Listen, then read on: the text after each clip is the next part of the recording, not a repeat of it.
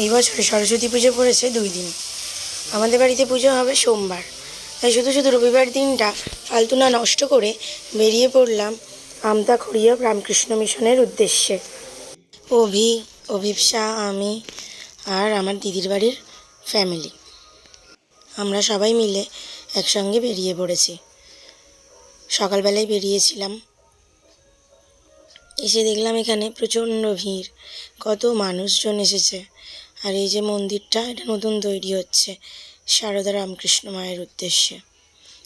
পুরনো যে মন্দিরটা ছিল ওইখান থেকে ওনাদের নিয়ে এসে এখানে প্রতিষ্ঠা করা হবে।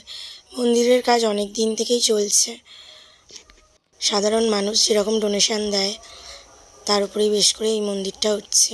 আমি যতদূর জানি, মানে মহারাজদের থেকে আমি শুনেছি এটা।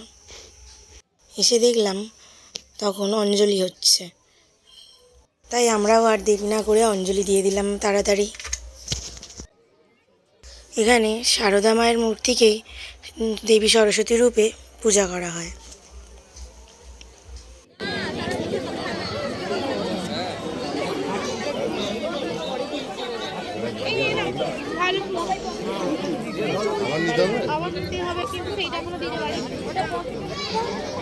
সবাই দেবীকে প্রণাম নিবেদন করবেন। ওম সরস্বতী মহাভাগে বিদ্যে কমললোচনে বিশ্বরূপে বিশালাক্ষ্মী বিদ্যাং দেহি নমস্তুতে।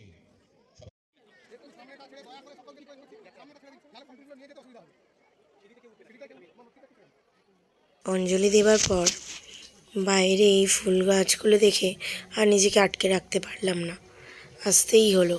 এত দারুণ লাগছিল, মনে হচ্ছিল দেখতেই থাকি। বাসন্তী গাঁদা, হলুদ গাঁদা, আরও কত কী ছিল, অনেক রকমের ফুল ছিল। এরপর ঠাকুরের দর্শন করে আমরা আশপাশটা ভালো করে ঘুরে নিয়ে চলে যাব ভোগ খাওয়ার লাইনে।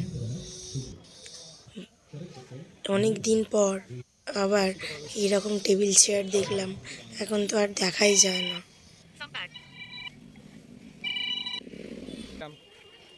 তোমাদের চৈতন্য হোক। হ্যাঁ, একদম। আচ্ছা। আশপাশটা ভালো করে ঘুরে আমরা চলে এসেছি ভোগ খাওয়ার লাইনে।